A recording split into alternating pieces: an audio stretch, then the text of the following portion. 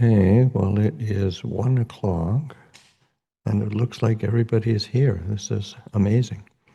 Uh, uh,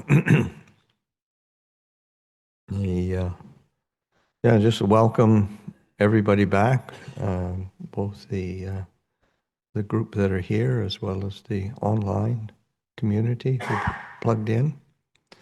It's about the same number of people that are online as well as that are here.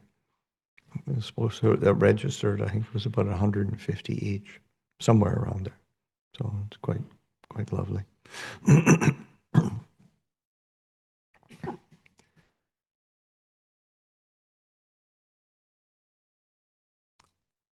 So first question is, please tell us where the nuns are from.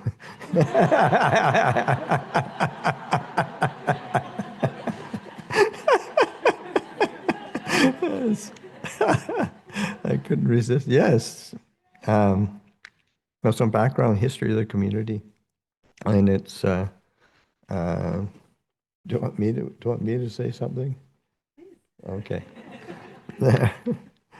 I could turn it over to you. Okay. Yes, they're from Aranyabodhi, which is in Sonoma County, just outside of Jenner, so a little bit north of Jenner, and a beautiful redwood forest. And so Aranyabodhi, look it up on the. And then the Dhammadharini community is it's like it's close to Ronert Park.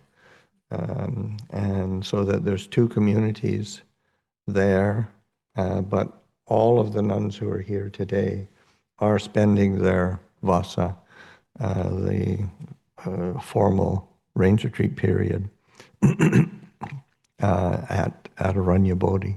And their teacher and preceptor is Ayatata Loka. And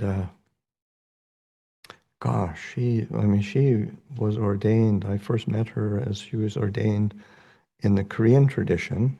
She had taken Theravada ordination, but then went to train in Korea for several years, then came back to America. And then on the encouragement of Ajahn Mahaprasad and Wat Buddha Anusan in Fremont, he encouraged her to start something. And so they started in a house in Fremont, and started to have women who were interested in ordination starting to come. And then so it slowly grew from that, probably in Fremont. I'm not sure for how many years. Not that long, 2 or 3, 4 years. About 4 years, and then the Hermitage in just north of Jenner was offered, and they put down roots there. And I remember going before you'd even started to live there. Just say, what's the possibilities? Went with Bhante Gunaratana. So yeah, there's that's been quite a few years now. And then the Aranyabodhi place was, I mean, there were some difficulties with the accommodations. It's a redwood forest right by the coast, quite damp. Stuff got, accommodations got moldy, not very nice. So there had to have some place, and of course they've done a lot of work over these last years. I mean, one is for like clearing underbrush and letting the air move a lot more. I mean, part of that is for just for air movement and preventing mold and then also building things there. As most monasteries do. I mean, it's like Abhayagiri used to be a Buddhist trailer park. It was Aranya Bodhi was similar. It was, and they don't, they don't stand up to those trailers and whatnot. Don't stand up to the moisture. So that had to be sort of got rid of and start from scratch again. So which they've done, and then clearing out the forest, both for fire prevention as well as for the moisture airflow. I can remember when we first went to Wat Nanachat, the international monastery in Thailand, and Ajahn Chah told us, you've got to clear the underbrush here and open it up. And we were so, well, we don't want to disturb the natural forest. And, after years of miserable living in a really damp forest, we said, oh, we've got to clear the underbrush. So, and to submit to Ajahn Chah's wisdom. So, so that's so there's Ayatataloka is out at Aranyabodhi, so there's a half a dozen of them there. And how many nuns are left at Dhammacharini this Vasa? Oh, okay. Ah, okay. So Ayasobana and then the Anigarikas are there at Dhammacharini. So those are places to look up, plug in, help out. Okay, so we have some questions, and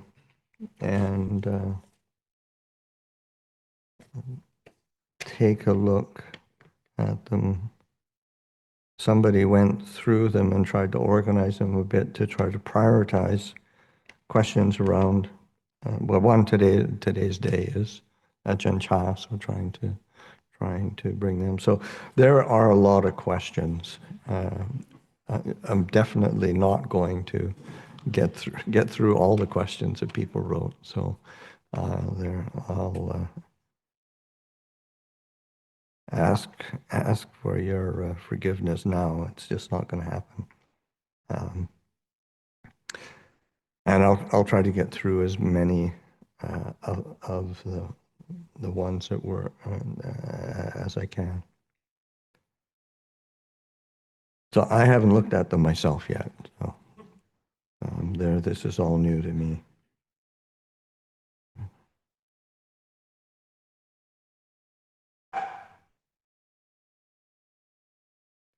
Okay, in regard to, you can go to your cave and learn to be peaceful there, or you can stay here and learn to be peaceful anywhere. Any recommendations for an upasaka who began practice, Sila and Bhavana, in 2006 and continues to practice, who is able to be on intensive retreat quite a bit this year, February at Spirit Rock, June, the Forest Refuge, plus 10 days at IRC, 2 weeks in April, 2 weeks IRC is in Santa Cruz. But back home is finding herself quite tossed around by that. Lies and cheat, we call the mind.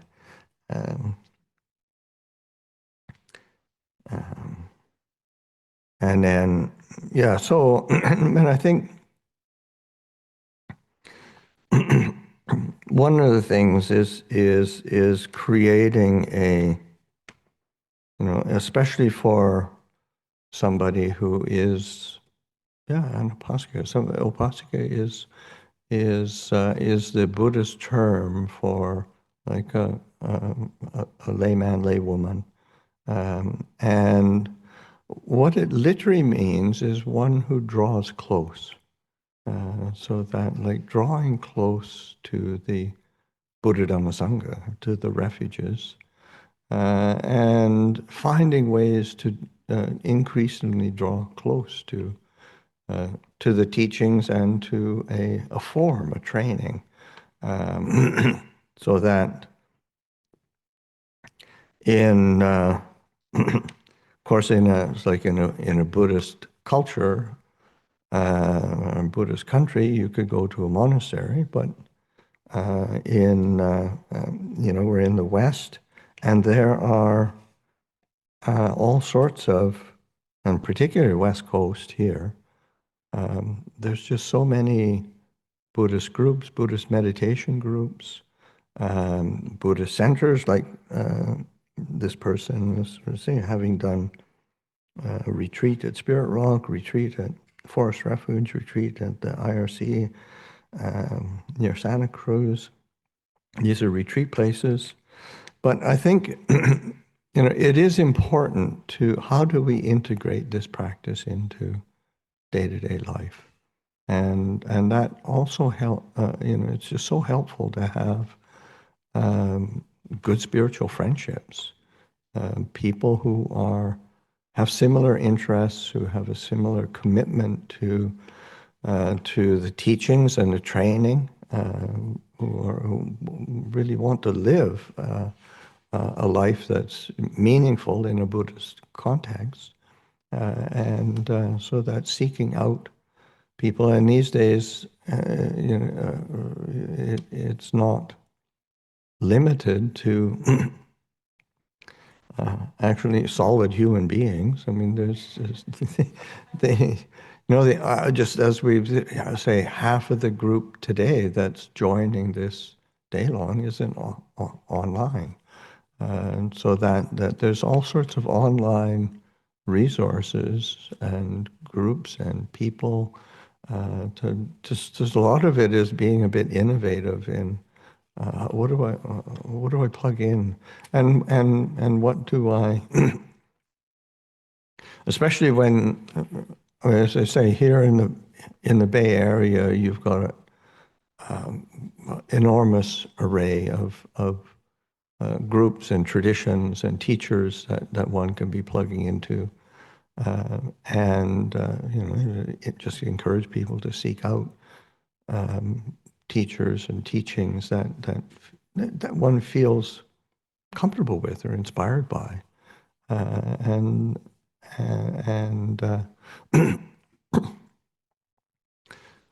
pay attention to the. It's like in Kurundamo, can I tell your story? The one of when you were kind of fed up with the group you were, yeah. As he was part of a, huh?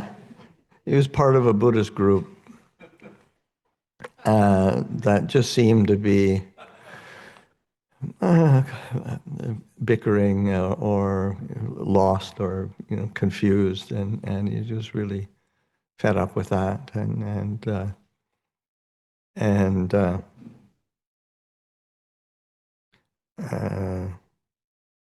he was complaining one time because he's been around the Sangha for quite some time, and he's complaining to Ajahn Amaro this before he ordained, and what to do. The group it just seems so. It's just so hard to inspire the mind to keep going back. And Ajahn Amaro said, "Well, why don't you go practice with Thupten Chodron?" And Ajahn Kurundamo's response, but she's Tibetan. and Ajahn Amro's response, yeah. So I mean, she's a good teacher, and she's got really good standards for her community. So that's what he did. It was just, and then with the goal, I think in the end, his goal was coalescing into taking ordination, which is what he ended up doing. And coming when Abhayagiri began, he was the first anagarika, first person to come and seek ordination in our tradition. But yeah, it doesn't really matter which lineage, as long as are they teaching a straight Dhamma? Are they honorable and with living with integrity? So and you say seeking those people out, either as teachers, whether they're lay people or monastics, as well as the lay people who would be your fellow companions on the path. You hang out with people that uplift you.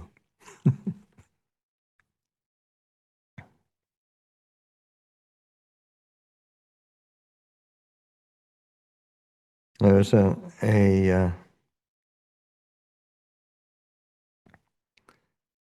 further question around negative thoughts. What to do with negative thoughts. Can't do anything right. Feeling I'm wasting my life. Confusion and grief. Yeah, just it says the mind is a liar and a cheat, and uh, we've got these narratives that we somehow invest energy into that don't serve us well, and and it's not that any of us couldn't find evidence of our of our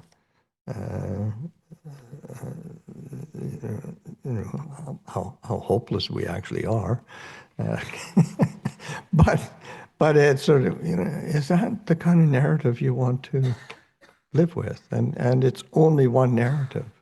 We've got multiple storylines in our existence, and the Buddha is. This is why the Buddha isn't sort of so focused on, okay, what's right and what's wrong, but what is beneficial and what's not beneficial. Or what's good and what's bad. It's the Buddhism. What is it that increases the kusala, the wholesome, the skillful, and decreases the unwholesome, the unskillful, the akusala? And it's a much more useful foundation for one's measuring of oneself or of the world around one.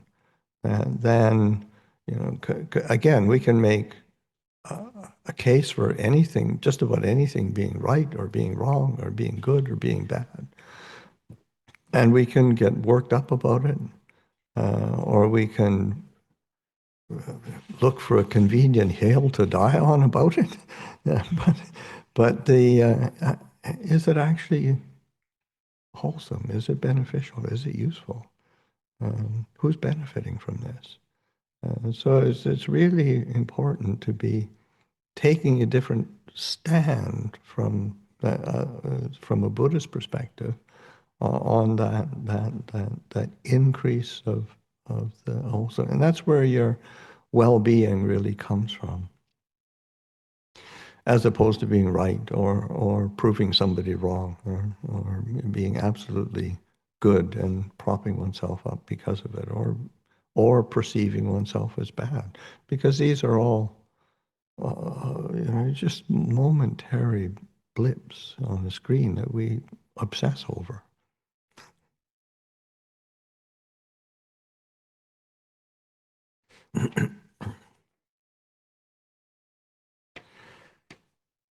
How did Ajahn Chah speak about non-self and consciousness? Well, he spoke about it all the time. I mean, this is it's a fundamental basis. I mean, for a Buddhist practice, Buddhist teacher to be paying attention to this non-self aspect, because it's a it's a foundational piece of the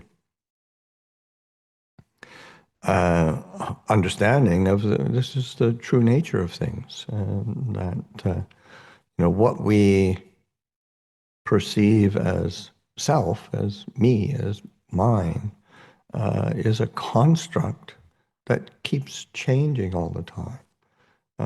And what is more interesting, or is the and it's not even so much the letting go of self as the recognition that that sense of self didn't exist in the first place. It didn't. That's the, and as in the Buddha's teachings, the Buddha points to different forms of grasping or clinging. And one of the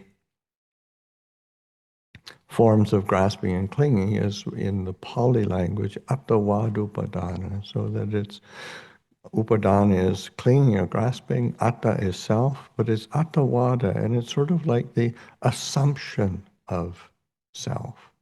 It's not that we grasp at a real and existent self. We grasp after an assumption.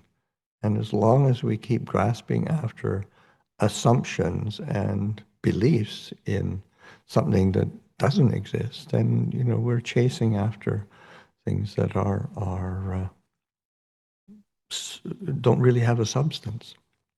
And of course and that doesn't mean we're somehow bereft and left with nothing.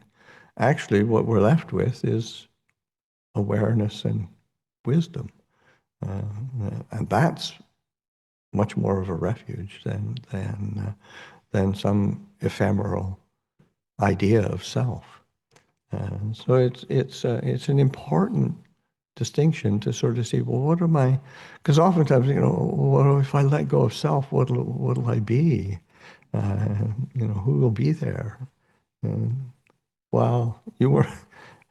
I assure you, you'll still be there. But maybe not with as much clinging, which leads to a lot more happiness and well-being. So it's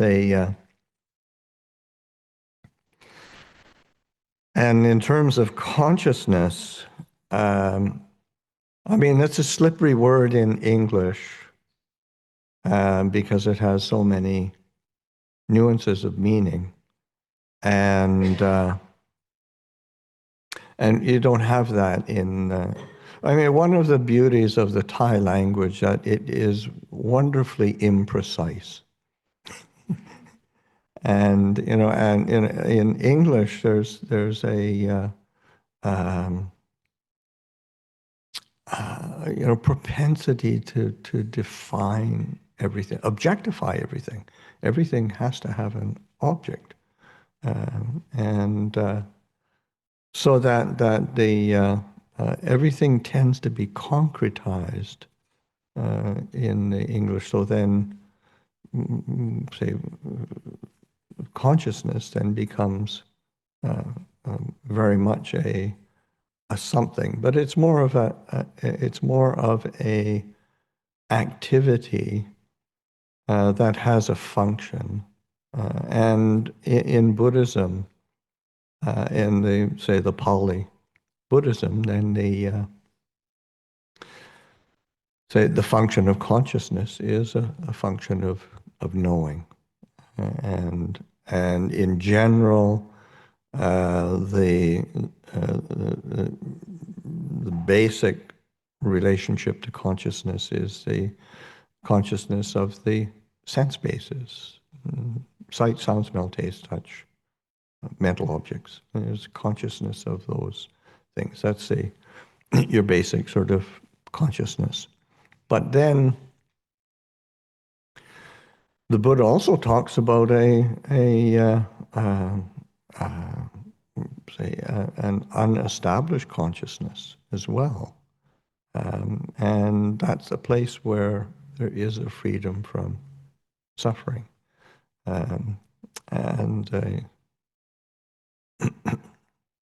it says, Vinyanang anitasanang anantang sabadobabang. It's sort of, it's unestablished, immeasurable, radiant all around. That's a nature of consciousness. And it's very interesting, like and again, as I said, in the Thai language, and Thai sensibility, you just don't need to define things so tightly. And because it's a feeling language. And it's one of the things we're not so good at in English is actually feeling things. We can think a lot, which is not really the same. so, so that this sense of getting a feel for things and letting things take shape. But I was one time talking with the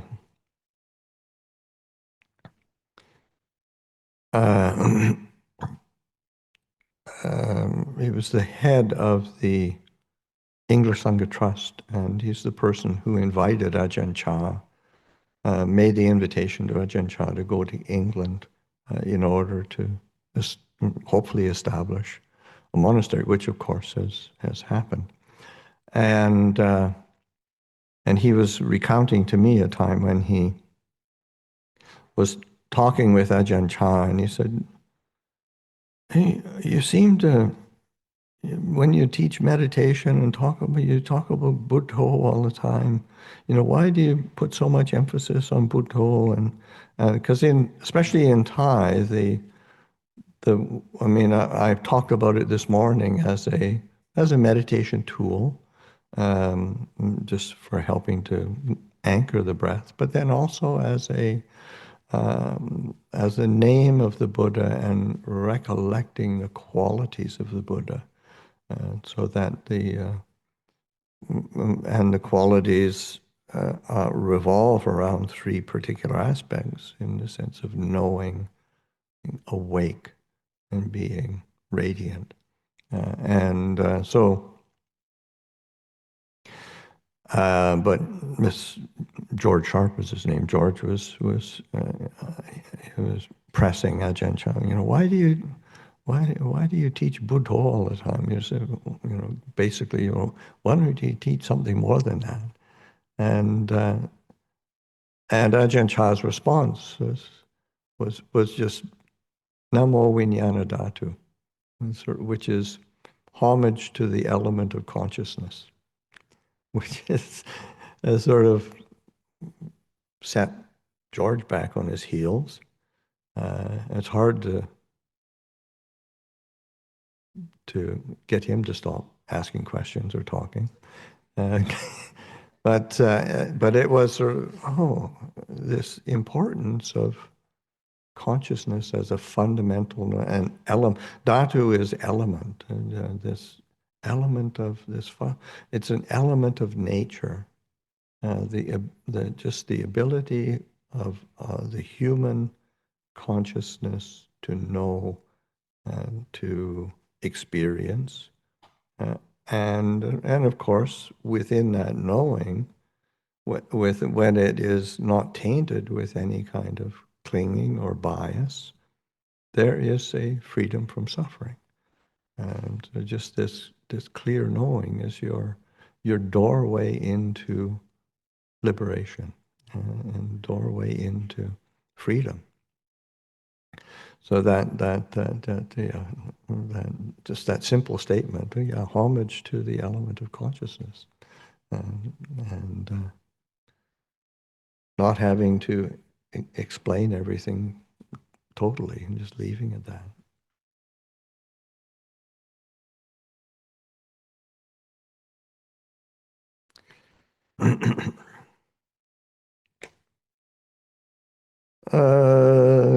can you give some context to the story about Ajahn Chah getting angry and yelling at a monk and then regretting it, practicing with it? And in brackets, context on quote unquote monks getting angry, or the idea masters don't get angry. Well, I think one of the things is that was, Ajahn Chah was he had established Wat Pah Pong. And Ajahn Chah, actually, I remember him saying one time that, he had many exceptional experiences practicing on his own and meditating with other, teachers in other places. But it wasn't until he had to take on that he took on the responsibility of teaching others that he really gained wisdom. So he had some very major insight experiences, but and I'm assuming the story is about when Ajahn Chah, and it wasn't that it was a novice, and it wasn't that he just yelled at him, but he took after him and he was going to thrash him. So he was so upset, but it was just and it was a breach of kind of etiquette. It was just unbeautiful conduct on the part of the novice, and by Thai etiquette and monastic etiquette is extremely sloppy and completely unbeautiful. And then a novice saw Ajahn Chah had seen him, and then Ajahn Chah just sort of, I don't think he had time to even yell at him. I think he just took after him. And the novice really moved. And then Ajahn Chah chased after him for a bit, and then he realized, what am I doing? And he went back to his, and he's the first one to admit this was not the act of an awakened being. This is defilement. This is anger. Anger is a stain on the heart. And he went back to his dwelling place, and this is before my time. I think probably even before Ajahn Sumedho's time. But and I can't remember, it was either 3 full days or a full week where nobody saw Ajahn. Everybody heard about what happened in the monastery, but nobody went to Ajahn Chah's because he didn't come out the whole time. But after he came out,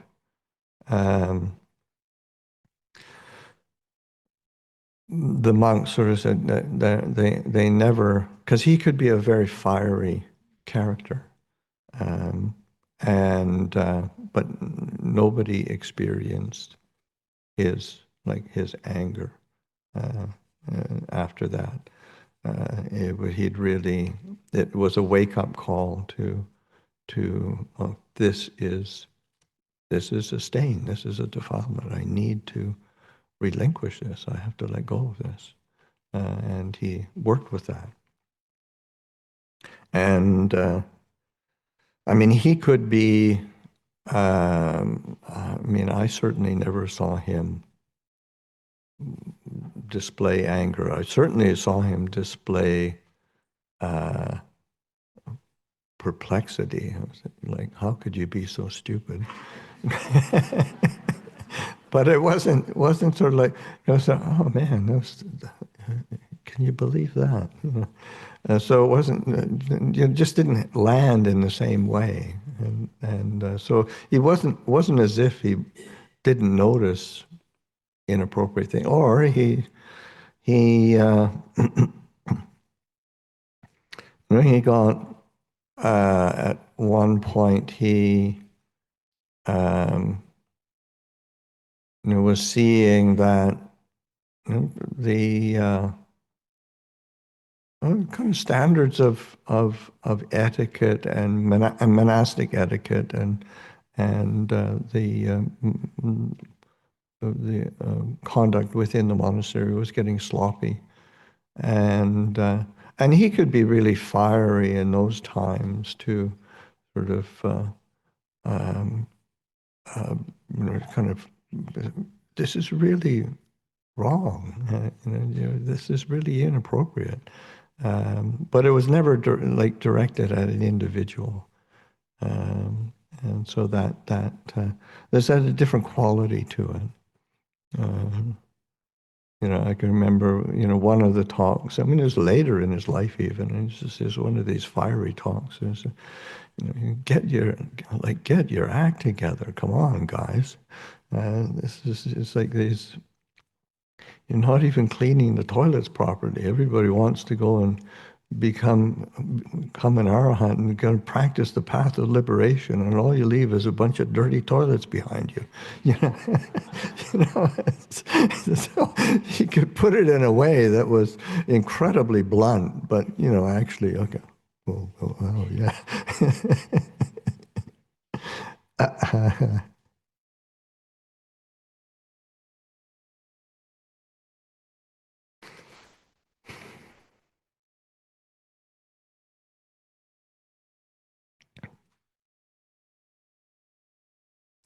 You mentioned that often Ajahn Chah pushed the students through their suffering in order to help them let go. You mentioned that occasionally this was difficult stuff. Can you share some specific stories, examples of this happening? Um, well, what comes to mind is one particular monk who um, he was very restless, and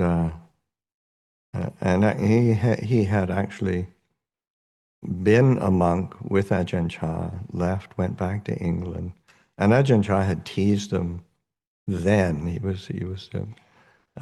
There's some characters that he connected with quite well, which sometimes is a blessing and a curse, because he could be merciless sometimes when he had your number and tease you, or and but this one particular monk was quite restless, and then he left the robes and then came back and um, asked to reordain with Ajahn Chah, and Ajahn Chah just gave him a really bad time. He said, you're so restless, and you never don't commit to anything.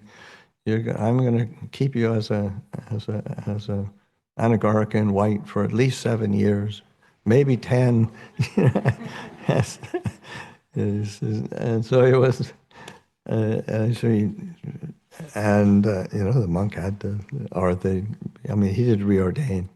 Ajahn Chah would give him a bad time, and and of course, he never followed through with that. He reordained them at an ordinary kind of pace, and then the uh, the young monk was, he's only like maybe a year or so as a monk a second time around, and he asked to go on Tudong, which is like a wandering pilgrimage, which is ordinary for monks. But generally, and especially as a disciple of Ajahn Chah, you usually have to have at least 5 years training as a monk before going out wandering. And And it happened to be hot season, and then Ajahn Chah um, uh, said, "Well, normally I wouldn't let somebody do this, but if you want, it would, you know, maybe if you'd commit to doing some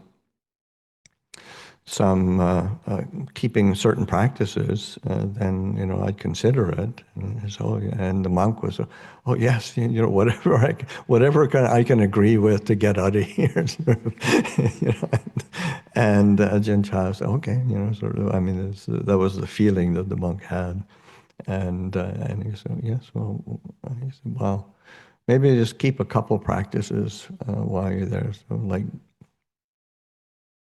no taking of any rides. If you're going to go on Tudong and walk, do it the old way.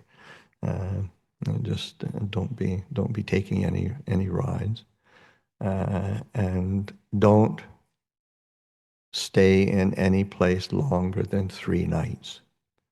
And so he said, and he, at that point, he was sort of happy to agree to anything just to get out of the monastery. And he went off on his Tudong, and that was about a month or so later, or 6 weeks. I can't remember when it was, and because I was staying at the monastery then, I knew when he left, and then he showed up back at the monastery, and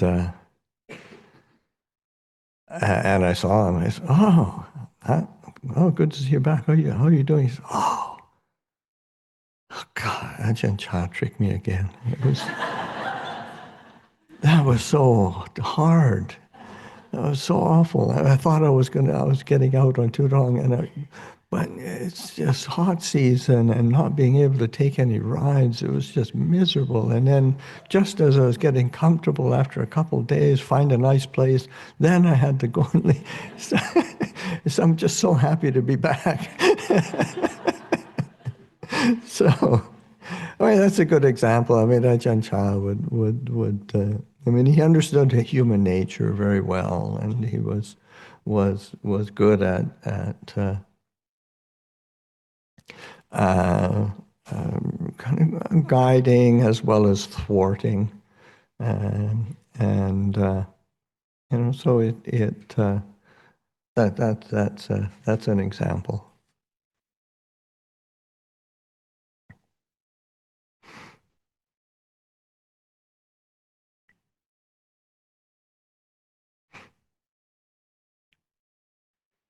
Okay, you mentioned how much Ajahn Chah emphasized the importance of letting go. As a layperson, how do we do that?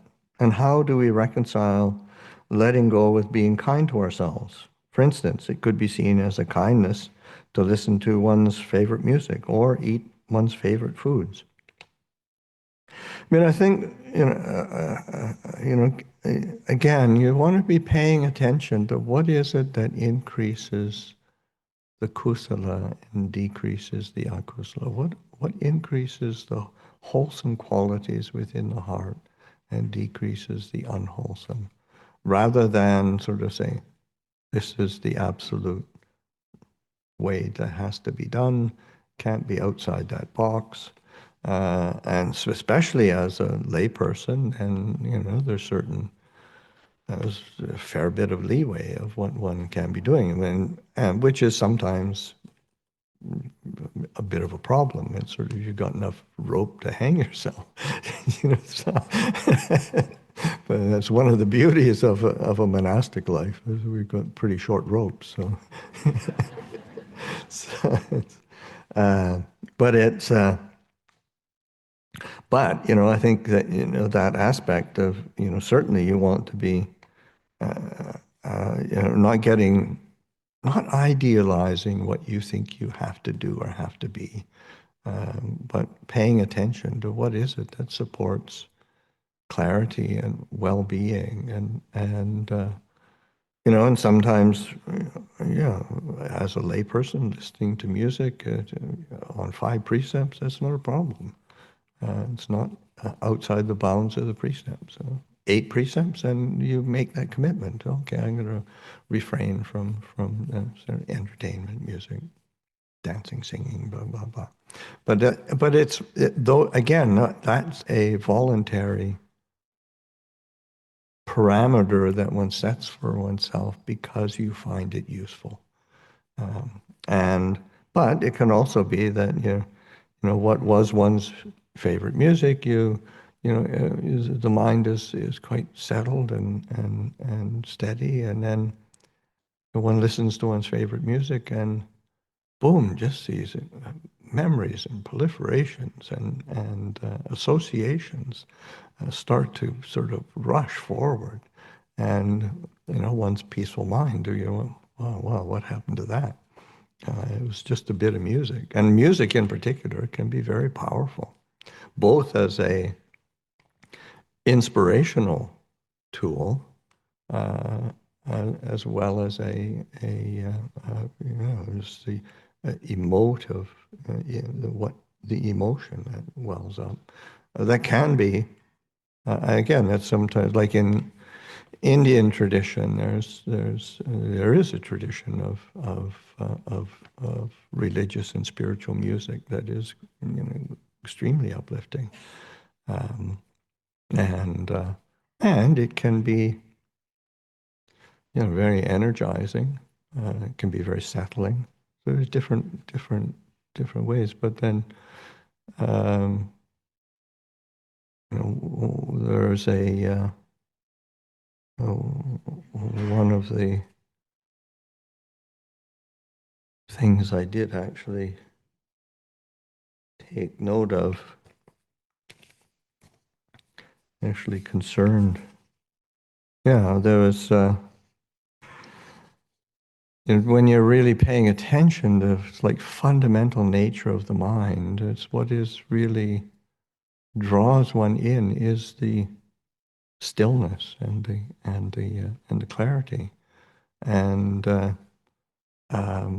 music it can really pull one out. So that learning how to be content with fundamental peacefulness of the mind can be incredibly beautiful and inspiring. Um, and again, it's not that music is wrong, but it's sort of it depends on the effect that it's having, and to be able uh, uh, to use it skillfully or to refrain from it when it seems necessary. Because that, again, that letting go is not an absolute categorical letting. It's to what degree do you relinquish and loosen up so that you're actually you're looking after yourself, you're attentive to the world around one, so that one's responding with wisdom and alertness, presence, and compassion with the world around one as well. Because some people can get incredibly uptight about their letting go, which is very righteous about their letting go. Maybe that's not how it's supposed to be held. Maybe that's the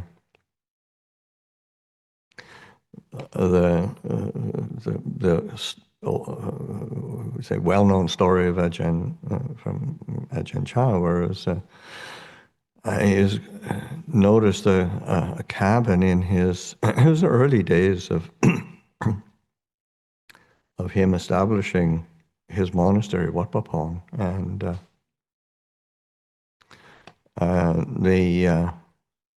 he noticed that one of the cabins in the forest, a whole section of the roof had blown off, and this was rainy season when it was the kind of storms and whatnot were coming, and evening time came, and he asked, who's living in such and such a dwelling? And the monk said, me. Come. And he said, have you noticed that part of your roof is gone?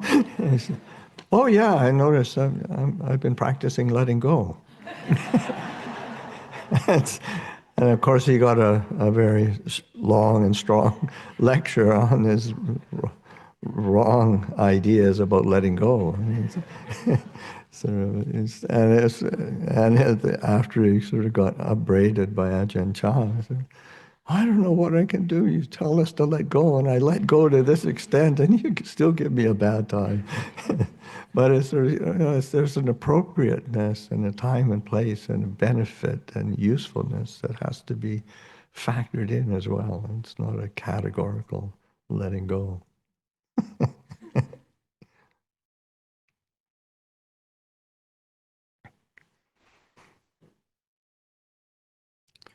Um, these are questions from the online community. Um, Mindfulness and meditation practices of the Eightfold Path have gained tremendous popularity in the modern times. Can you please elaborate on how the ethics-related practices, right speech, right action, right livelihood, contribute toward the end of suffering? And I think I was looking at there's a time on it, and it was 10:02, which is just about when I was teaching this morning, and one of the things about sila, about virtue, or about those fundamentals that Ajahn Chah emphasized. And so that, yeah, I think it is important to recognize that this is an eightfold path. Uh, it's not um, um, that these um, different practices um, are not related, or they're extraneous to the path, but they're part and parcel of the kind of the whole mosaic that creates the the the the structure of a path leading to the end of suffering. So that the sila-related practices of right speech, right action, right livelihood, are, they lay a foundation. And one of the things that is important, I mean, there's aspects of sila, there's also aspects of like generosity and giving and sharing uh, that lay a fundamental foundation of how we treat ourselves. Just that sense. And again, when I was mentioning this morning about hiri and ottappa, and being in that sense of conscience and concern, and it's about ethics, ethics-related practices, but how those ethics are grounded in a sense of um, shrinking back from what's unskillful, because uh, it doesn't uplift me. It doesn't brighten my heart really. So that there's a fundamental respect for oneself, that one is really looking after oneself. It's not like a moralistic sense of I've got to be like this. It's more like, oh, this is the most sensible thing to do because it makes me feel good, and it makes me live in the world with a fundamental harmony, and that's beautiful. So in the same, and then that sense of concern of that, all actions have results, and so you don't want to do actions that are going to be harmful for oneself or harmful for others. So one pulls back, because it's the most sensible thing to be doing, uh, and it's not uh, uh, it's not a judgy sort of thing. It's more like, how does it make me feel? And if we're concerned with freedom from suffering, then yeah, we want to pay attention to these. And also, one of the aspects of the Eightfold Path, that I think is really important to understand is that when we talk about, like, okay, right speech, right action, right livelihood, um, again, the English language puts us into a place of kind of an absolute right, absolute wrong. Just black and white, not much nuance. Uh, but in the Pali language, the words that the Buddha uses are Samma vaja, samma kammanta, samma ajivo. The word that is translated as right is samma, and samma. Of course, it does mean it has a meaning of right, but it's the fun. It's a musical term, so that in the sense that in order for something to be right, it has to be in tune. And that's a whole different feeling because all you have to do, like, I mean, we do chanting at the monastery, and when somebody is not right in tune, it can be really painful. And it doesn't mean everybody has to have exactly the same pitch, but you go when somebody is, and it's even more painful when they're enthusiastic as well.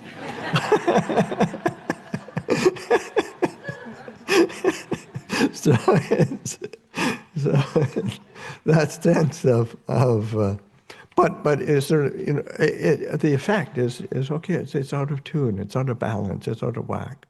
And so that sense of just right is maybe a nice way. So the ethics, it's just right. For what? For freedom from suffering. It's the mindfulness and the meditation. It needs to be just right. The wisdom and discernment need to be just right, because you can be incredibly intelligent and analyze Buddhist philosophy and just be a pain in the butt. And that it's just really misses the point. Yeah. And the whole point is freedom from suffering. And this is something that, I think that I feel incredibly blessed to have been, to have the good fortune to have met Ajahn Chah and to have uh, uh, been in his presence, received guidance from him, and just because some things can be on paper and it all sounds good, but then when you actually see somebody living a life of wisdom and compassion, and having this sense of um, unshakability, which is another question here.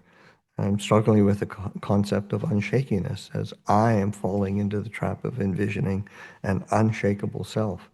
How can letting go be allowed without an I that lets go? Well, the I never existed in the first place, and I mean, it's a concept that doesn't stand up to much scrutiny, and because it doesn't have, it's a moving target. But the feeling, it's not that there's nobody there, or I'm trying to become a nothing, which just is something else. It's just this sort of, there's this freedom of letting go. There's this freedom of space. There's this freedom of peace. There's this freedom of being, this quality of knowing clearly. And it is like an inherent part of our human condition that we can experience, we can feel, we can touch on.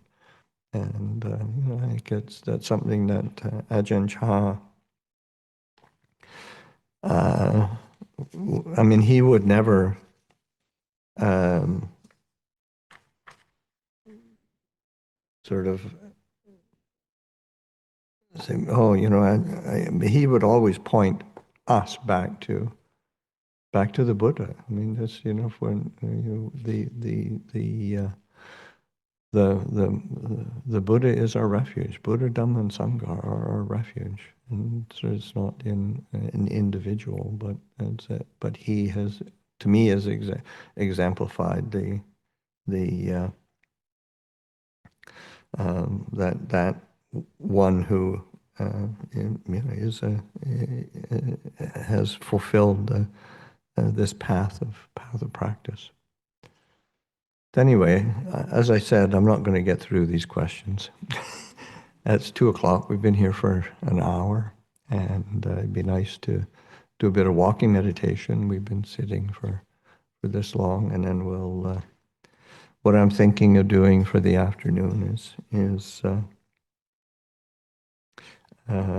we go and do a walk, come back about 2:30, and do some walking meditation, and then I'll give some more reflection and instruction from my memories of Ajahn Chah and from his teachings. So,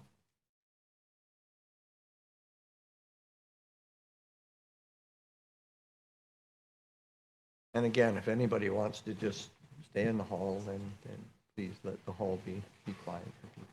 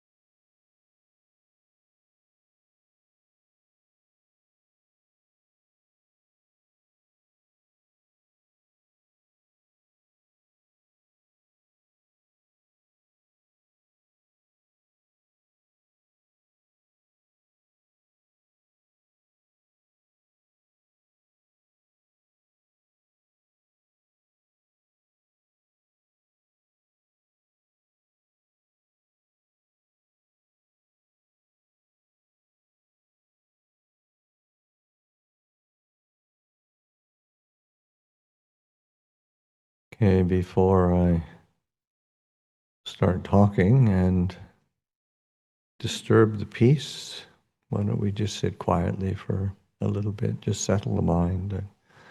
I will give a reflection in probably about 15 minutes. And we'll just take this opportunity to settle peacefully into the moment, into the breath, into just a spacious awareness.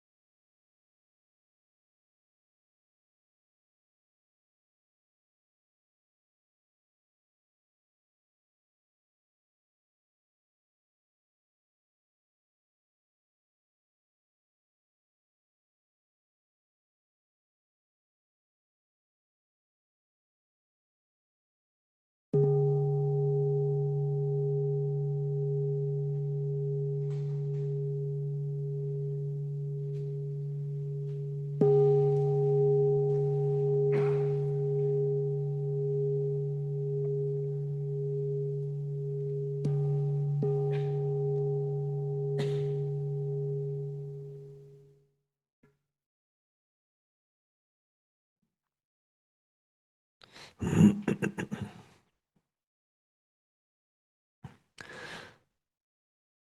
so I'd like to continue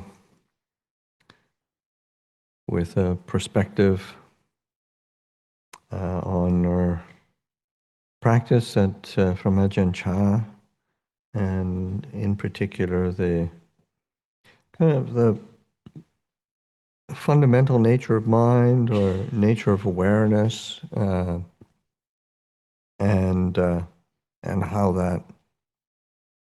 how we can benefit from that or plug into that. Um,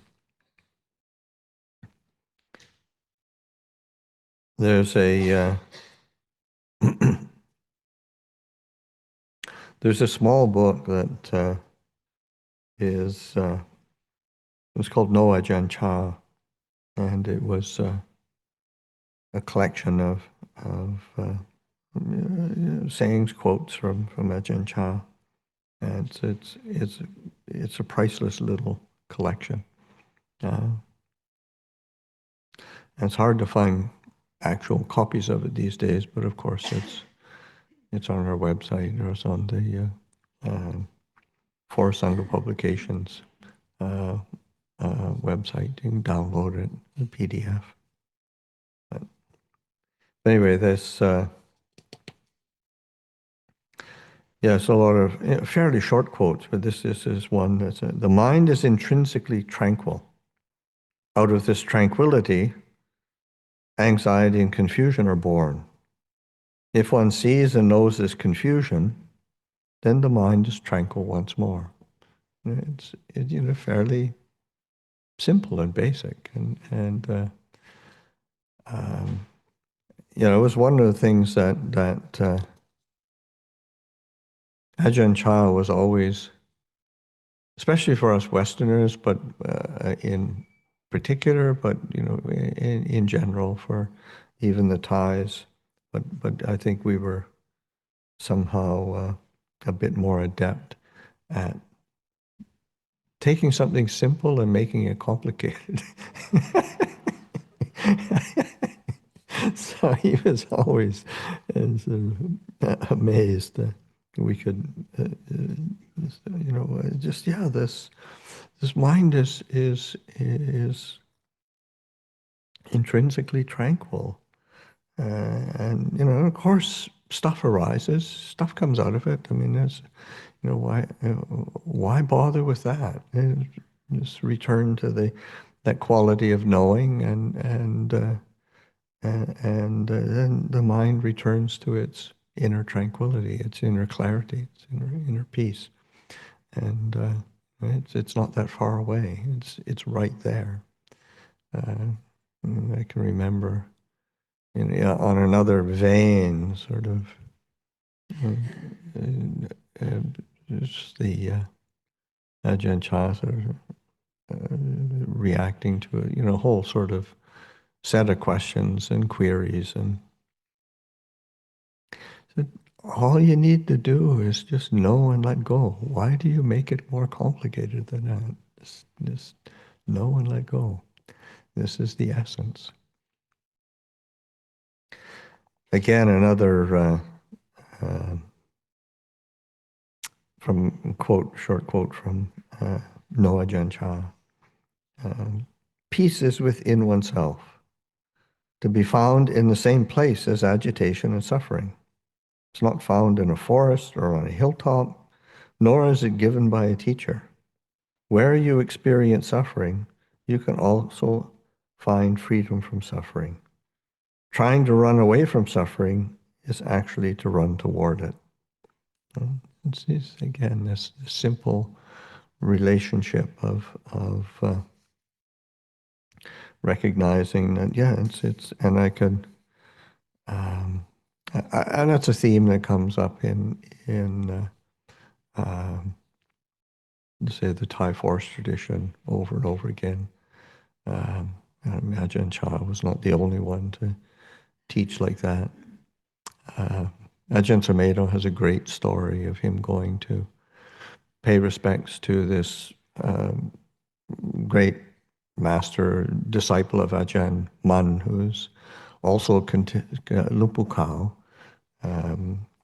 He is considered by everyone to be fully awakened, and he went with Ajahn Chah and another senior disciple of Ajahn Chah to pay respects to Lupu Kao, and he said when he was there, I mean, he was excited to be with his teachers and to follow them around and to go and meet some of these great masters. And he'd heard about Lupu Kao, and Lupu Kao was quite elderly at that time.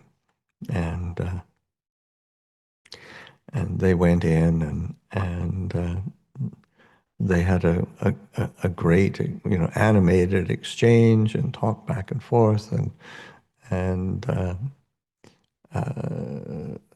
Ajahn Sumedho said, I didn't understand a word of it. It was this thick Isan Lao, and Lupo Kao was chewing betel nut and talking and teaching and really,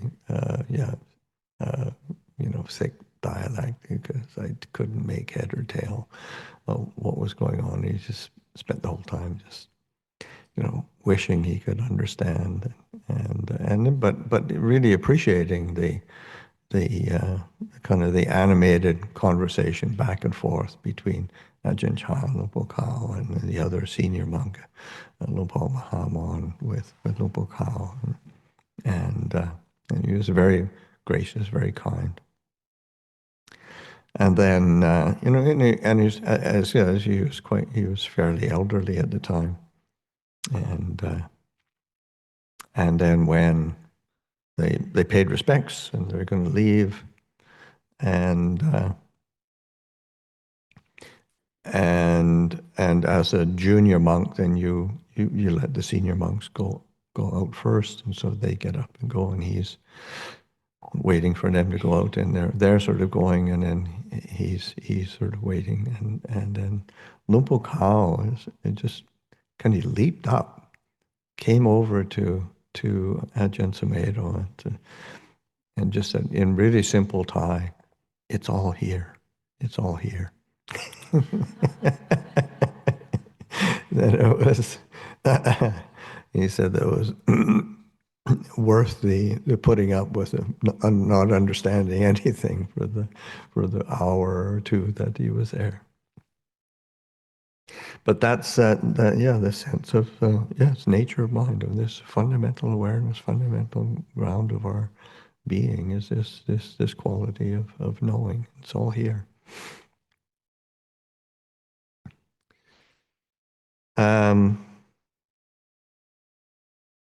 One of the images that Ajahn Chah would use from time to is the image of the mind being like a bell.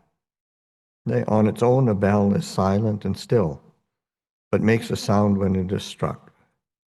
Mind is similar, but what it is struck with is sense contact and moods. Another favorite teaching of his was, one who gets lost in moods gets lost in the world. One who gets lost in the world gets lost in moods. And this sense of,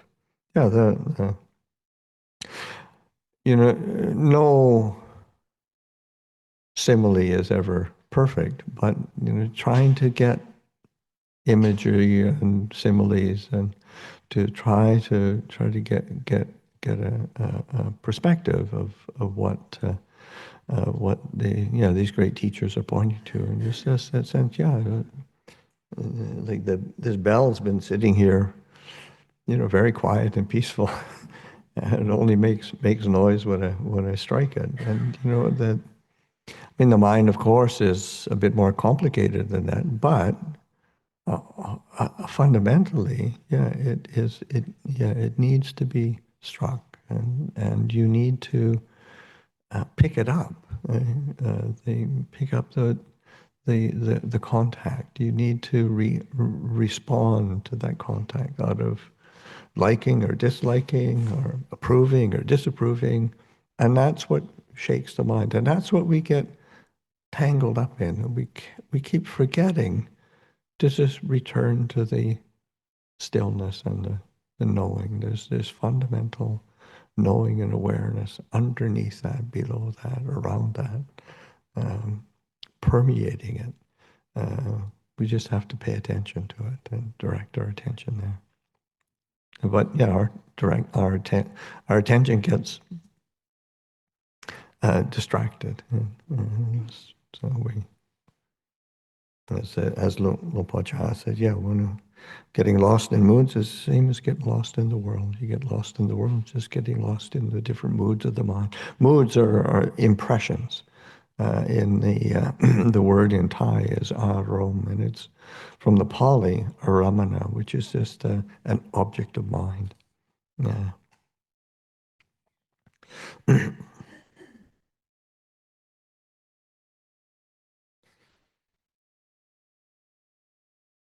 And Lupa Cha says, actually the mind, like rainwater, is pure in its natural state. If we were to drop green coloring into clear rainwater, however, it would turn green. If we were to drop yellow coloring, it would turn yellow. The mind reacts similarly. When a comfortable mental impression, quote unquote, drops into the mind is comfortable. When the mental impression is uncomfortable, the mind is uncomfortable. The mind becomes, quote unquote, cloudy, just like the colored water. When clear water contacts yellow, it turns yellow. When it contacts green, it turns green. It will change color every time. Actually, that water, which is green or yellow, is naturally clean and clear. This is also the natural state of the mind, clean and pure and unconfused. It becomes confused only because it pursues mental impressions, gets lost in its moods. Let me explain more clearly. Right now, we are sitting in a peaceful forest. Here, if there's no wind, a leaf remains still. When a wind blows, it flaps and flutters. The mind is similar to that leaf. When it contacts a mental impression, it too flaps and flutters, according to the nature of that mental impression. And the less we know of Dhamma, the more the mind will continually pursue mental impressions. Feeling happy, it succumbs to happiness. Feeling suffering, it succumbs to suffering. There is constant confusion. So I think that's a important kind of practice or training for oneself is just can I just return to this simple knowing? And what's the difference between the knowing and the mood, the knowing and the assumption, the knowing and the impression, and how much do I get? How much do I add to it? How much do I react to it? How much do I invest in it? How much do I get tangled up into it? And where can I return to a place of stillness and clarity? And it's, of course, it's right here. Encouraging ourselves to be able to do that, to return to that sense.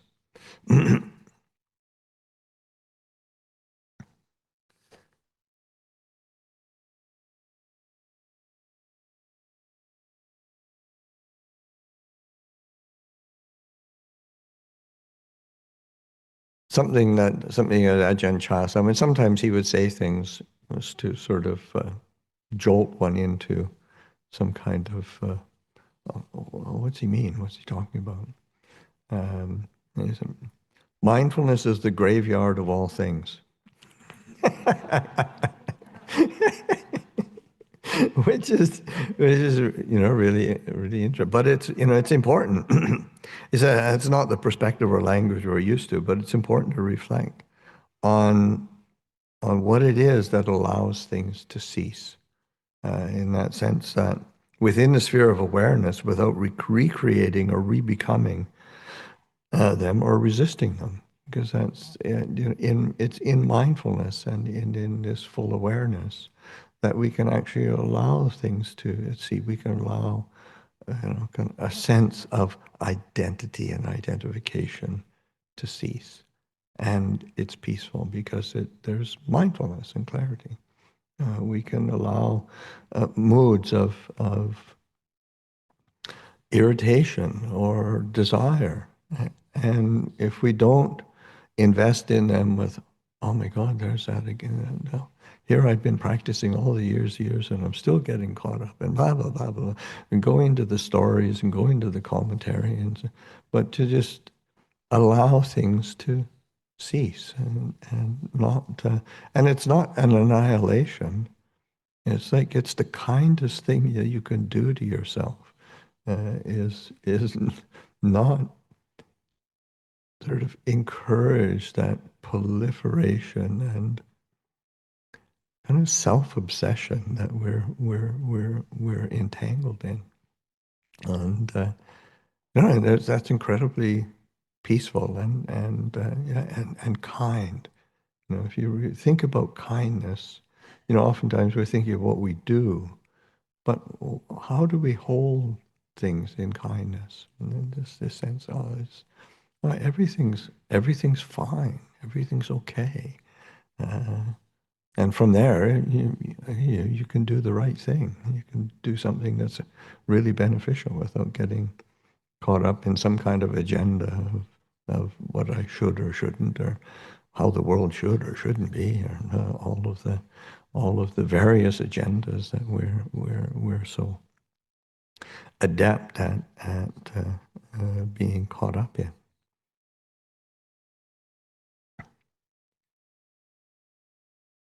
Yeah, and there's this, again, I was sort of alluded to it before, but the sense with that question around music. But so when Luang Cha taught, he pointed to the fundamental nature of mind as being where our true happiness and peace really was, and not in the external world of the senses. For example, when Luang Cha was in England, probably on his first trip, I think, a woman asked him if it were true that if she were to practice Buddhism, she would have to give up listening to music because she loved listening to Bach and felt it was a sublime and pure pleasure. Luang Cha answered that listening to Bach may be very pleasurable, but learning to listen to the peaceful heart was something that would be of more pleasure and satisfaction.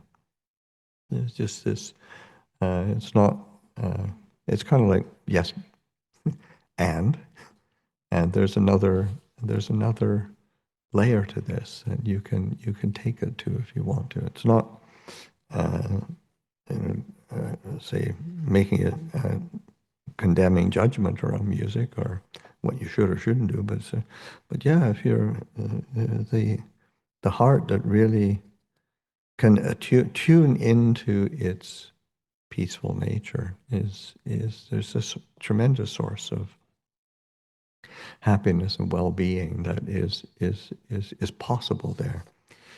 So that and there's some things that are yeah, on the appearance of it, the surface appearance of it, are really intensely pleasurable.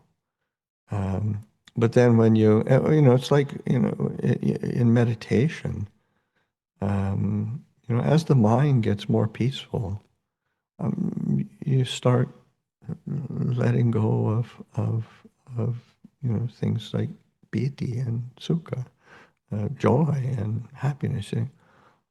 But but but I worked so hard to get this joy and happiness. But then the reality is as the mind becomes more still, the stillness is more compelling than even there's a certain stirred up quality to even joy. I mean, it's exciting, but it's not settling. Um, there's pleasure. It can be, yeah, intensely pleasurable, but it's also, it has an edge to it that is not so peaceful and spacious, without boundary. And that quality of being without boundaries just can be so peaceful. It's so much more compelling. And that's not to say you shouldn't pay attention. How can you experience more happiness and well-being? Yeah, absolutely.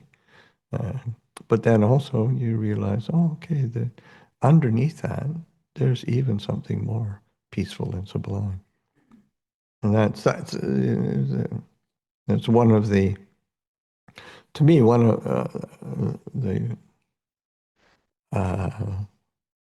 the inspiring quotes from the Buddha. You know, this is peaceful. This is sublime. And you know, the ending of all formations, the destruction of craving, dispassion, cessation, nibbana.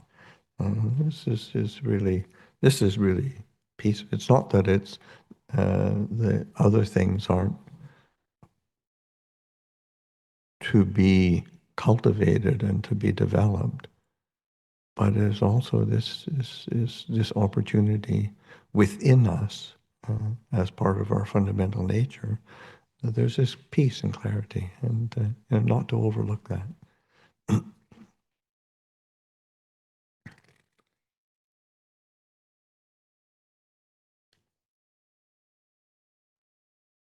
So the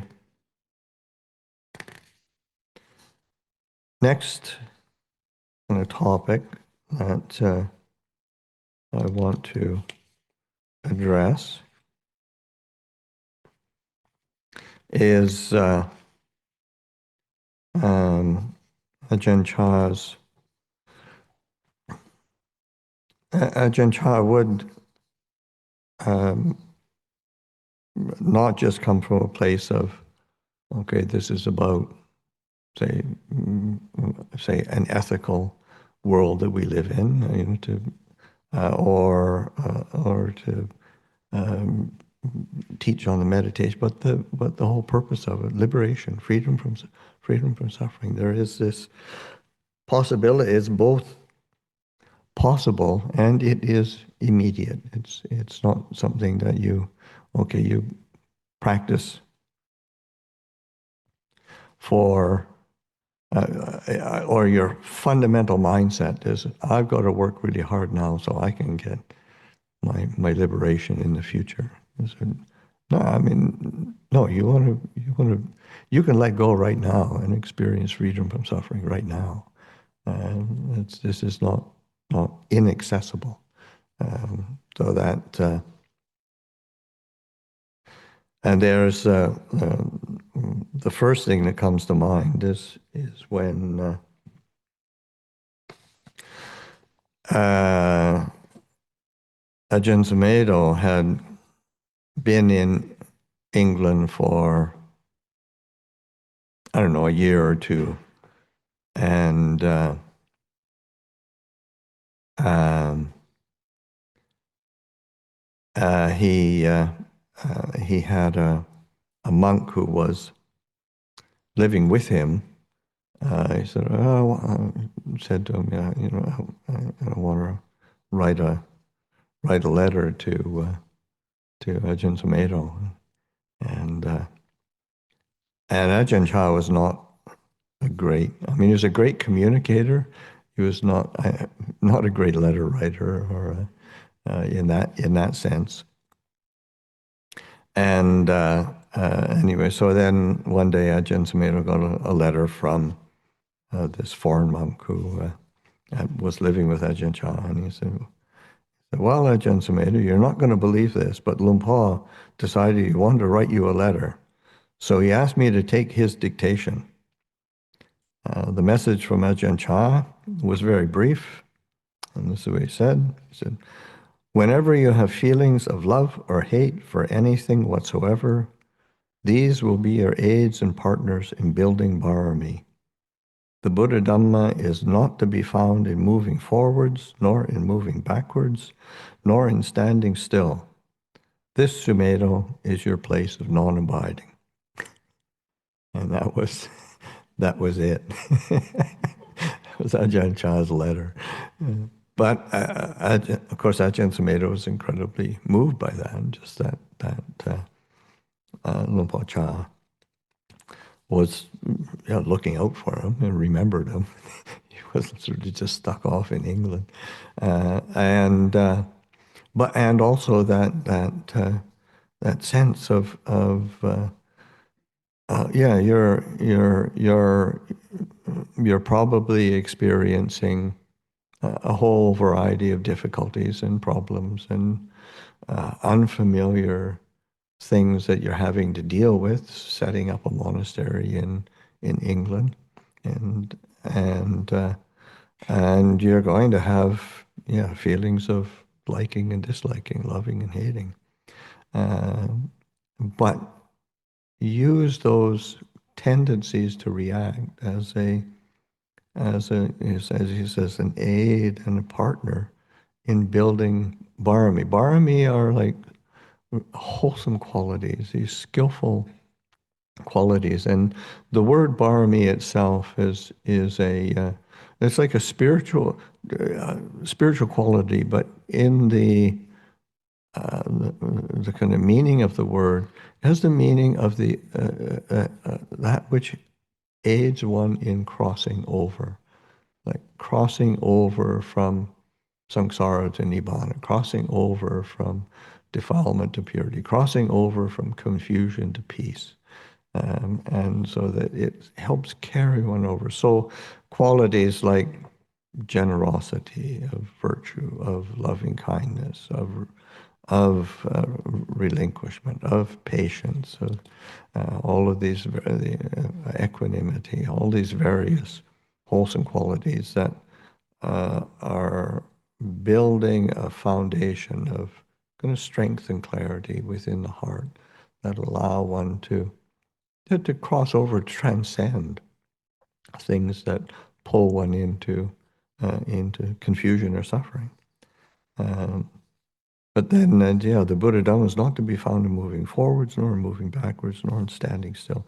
Because often, again, we try to define ourselves. Okay, I'm really progressing. Oh man, I had such a difficult time. I was so sick this year. I didn't get any practice done. I'm just feel like I'm going backwards in my practice. And or just, okay, I'm just going, oh, here I am standing, there's nothing's going to move me now. And as soon as we define ourselves in some way, shape, or form, some perception like that, then we have locked ourselves into, we've given into causes for ongoing suffering, ongoing being. We've established a ground for being a somebody. And as long as we're willing to be a somebody, we got to be willing to suffer. We volunteered. so, so there's this sense so like a non-abiding is Luang Por says, your place of non-abiding. But it's also a use of language in terms of just be with the knowing. It's just that don't try to define yourself. Don't try to fix things in place. Don't try to make things absolutely certain. And just be clear, be present, be aware, and let go.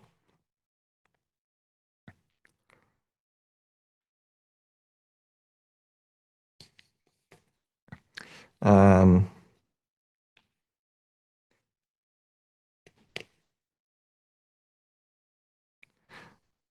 Luang Por Chah's teachings on insight and liberation were often very down to earth, as he tried to bring us back into the day-to-day world of our experience. I think this is, it is important to that what the Buddha was teaching and what Ajahn Chah and most of the forest masters, They are not philosophers. They are practitioners, and so so bringing us back in the day-to-day world of our experience. This is the ground of our practice, and that is liberation wasn't quote out there somewhere. It was right here. So, for example, Luang Cha was teaching at a Tibetan institute in England. He was staying there for a few days, and evening time, someone asked Luang Por to give teachings on vipassana, and then so he said, well, teaching vipassana. He said, okay, for everyone to show up tomorrow with a flower. And then the next day, when people came with their flower, everybody came with their dutiful with their flower. He said Luang Por told them to keep that flower with them through the day and watch it wilt and decay. He said, yes, this is vipassana.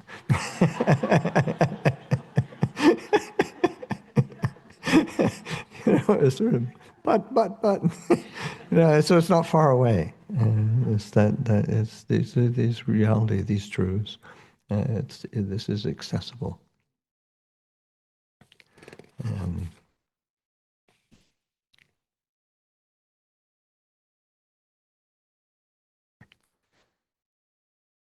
Luang Por Chah tended to use fairly simple language in his descriptions of both the path and the goal.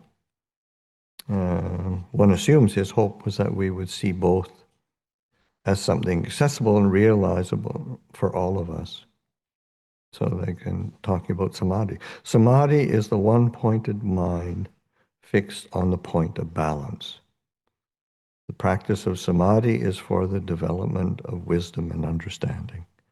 So just this simplicity. A one-pointed mind fixed on a point of balance. Because oftentimes we take an object and we try to fix our mind on an object, whether that's the breath or whatever, or an experience. Focus on the experience of happiness or pleasure and focus on that. But it's the point of balance, which is it's more elusive, but it also gives us more freedom. It's really important. Also, one time Ajahn Sumedho was getting frustrated in his meditation. He asked Ajahn Chah, what is samadhi anyway? Ajahn Chah sort of responded, oh, samadhi is a holiday for the heart.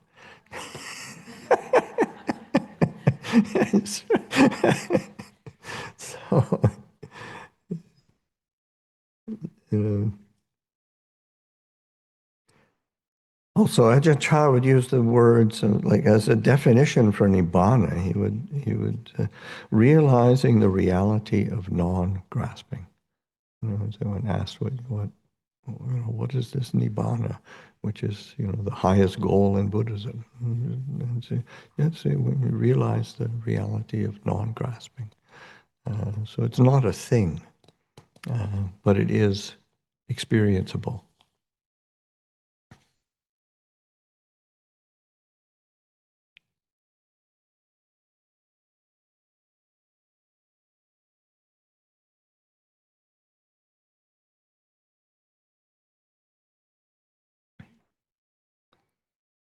There's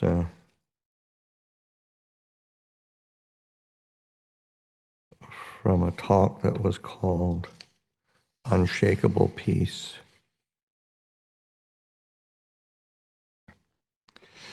The Buddha comprehensively investigated conditioned phenomena and so was able to let it all go. The five khandhas, these five aggregates of being, body, feeling, perception, mental formations, consciousness, the five khandhas were let go of, and the knowing carried on merely as an impartial observer of the process. If he experienced something positive, he didn't become positive along with it. He simply observed and remained aware. If he experienced something negative, he didn't become negative. And why was that? Because his mind had been cut free from such causes and conditions. He'd penetrated the truth. The conditions leading to rebirth no longer existed. This is the knowing that is certain and reliable. This is a mind that is truly at peace. This is what is not born, doesn't age, doesn't get sick, and doesn't die. This is neither cause nor effect, nor dependent on cause and effect. It is independent of the process of causal conditioning. The causes then cease with no conditioning remaining. The mind is above and beyond birth and death, above and beyond happiness and sorrow, above and beyond both good and evil. What can you say?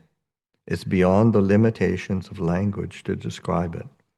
All supporting conditions have ceased, and any attempt to describe it will merely lead to attachment.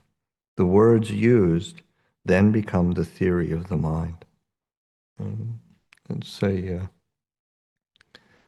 yeah, talking about liberation is hard because it's sort of, it's not how we def define ourselves, define the world around us, or conceive of it, but it isn't inaccessible, and it is imminently, say, possible to realize it, to experience it for oneself. So but it is important to sort of, again, say somebody like Ajahn Chah saying, yeah, this is really a worthy goal, and don't, because certainly in terms of Thailand, well, to a certain degree at the time of Ajahn Chah, even around that time, there's absolutely a belief that say enlightenment wasn't possible. That one was going to have to wait till the next Buddha that comes before enlightenment would be possible again. And Ajahn Chah sort of, well, one of the best ways to just sort of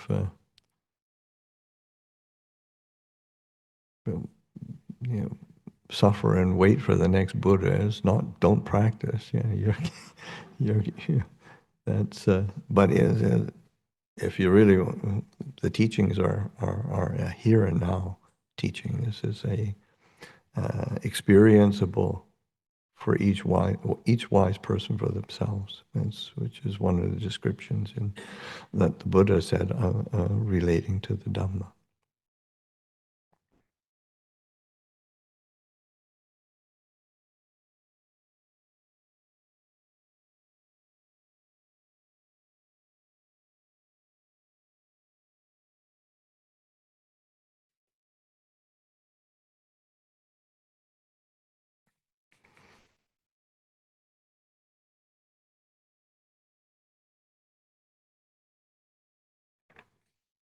They again, this is from No Ajahn Chah, and it's a recounting. A devout elderly lady from a nearby province came on a pilgrimage to Wat Pah Pong. She told Ajahn Chah she could stay only a short time, as she had to return to take care of her grandchildren. And since she was an old lady, she asked if he could please give her a brief Dhamma talk. And Ajahn Chah replied with great force, "Hey, listen, there's no one here, just this. No owner, no one to be old, to be young, to be good or bad, weak or strong. Just this, that's all. Just various elements of nature going their own way, all empty. No one born and no one to die. Those who speak of birth and death are speaking the language of ignorant children. In the language of the heart, of Dhamma, there are no such things as birth and death." And sort of kind of a lion's roar in the sort of, okay, I'm just, and again, a sort of identification with an identity Even if one is devout, but it's okay. I don't have much time. I've got my grandchildren to look after, and just don't don't don't sell yourself short. And of course, the litany of excuses we all have is pretty extensive, and we've all got them. So just to realize, oh yeah, what are we buying into, and what's our actual legacy of being born in this world? And the legacy is, we have this body, this mind, that is possible to understand truth, and yeah, don't get lost. Don't waste time. Ajahn Chah was really adamant in that, where everybody is capable if you put your mind to put your attention towards it. One last quote, and similarly from Ajahn Chah. Once you understand non-self, then the burden of life is gone. You'll be at peace with the world. When we see beyond self, we no longer cling to happiness, and we can be truly happy. Learn to let go without struggle. Simply let go, to just be as you are. No holding on, no attachment, free. And this, it's a wonderful reminder, and I think that Ajahn Chah was, and of course I'm completely biased, but but but uh, his encouragement to us all, that yeah, this truth is realizable, and it is something that is allows us to enter and abide in a transcendent quality of being, and it's not that far away. I mean, it's, of course, the veils of ignorance are pretty thick sometimes, but they can be worked with. It's all manageable. It's all workable. Uh, it's just again, we tend to sell ourselves short. So just being plugging into. And there was a question earlier about what do we do as lay people living in the world? And so, yeah, draw close to good friends, have good friendships, draw close to opportunities for receiving teachings, go to places that support and encourage those teachings and those ways of living that are really harmless and peaceful. Uh, there's plenty of, yeah, the world is a mess, but it's not, if you focus all your attention on that, then we get tangled in it, and it isn't a negation. It's just sort of, how do we manage this human condition? And life is short, and the everybody's heard that, um, but the older I get, the shorter it keeps getting. And it becomes very real. So that's just not to be wasting time, and give yourself the opportunity to experience the fruits of that this taste of freedom is something tangible. So offer that reflection, and we could take the opportunity to just sit. If anybody wants to walk, if you've been sitting too long, then feel free to do a bit of walking, but we'll sit till closer to 4:30, is to have a quiet, end the afternoon with some quiet time.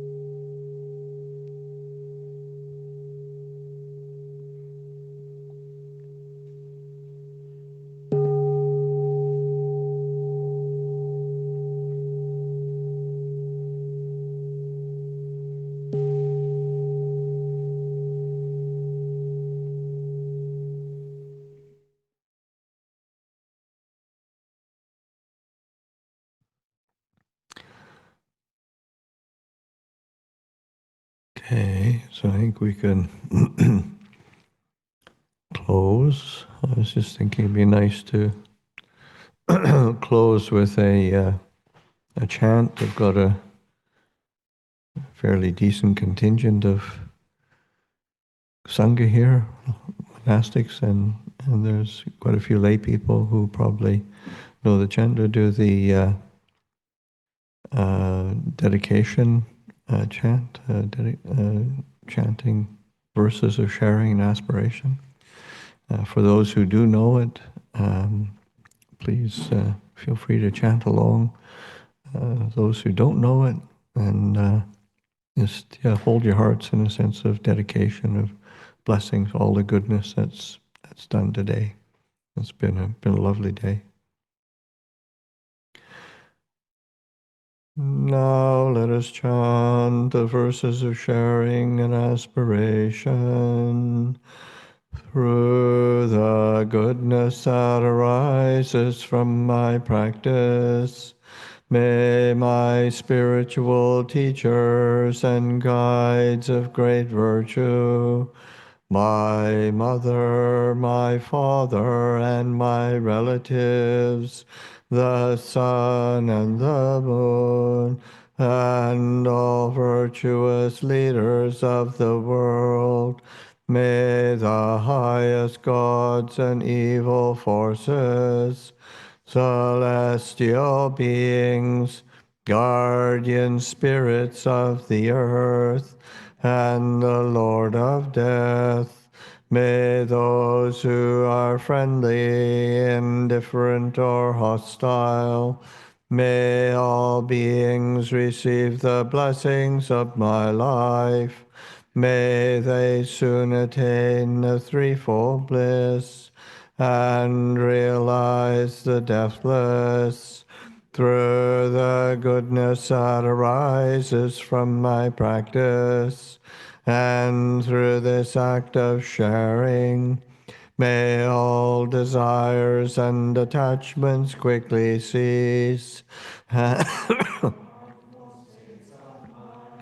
Until I realize Nibbana in every kind of birth, may I have an upright mind with mindfulness and wisdom, austerity and vigor. May the forces of delusion not take hold. The Buddha is my excellent refuge, and surpassed is the protection of the Dhamma. The solitary Buddha is my noble guide. The Sangha is my supreme support. Through the supreme power of all these, may darkness and delusion be dispelled. Okay, that ends the day. Be well, everyone. Go peacefully.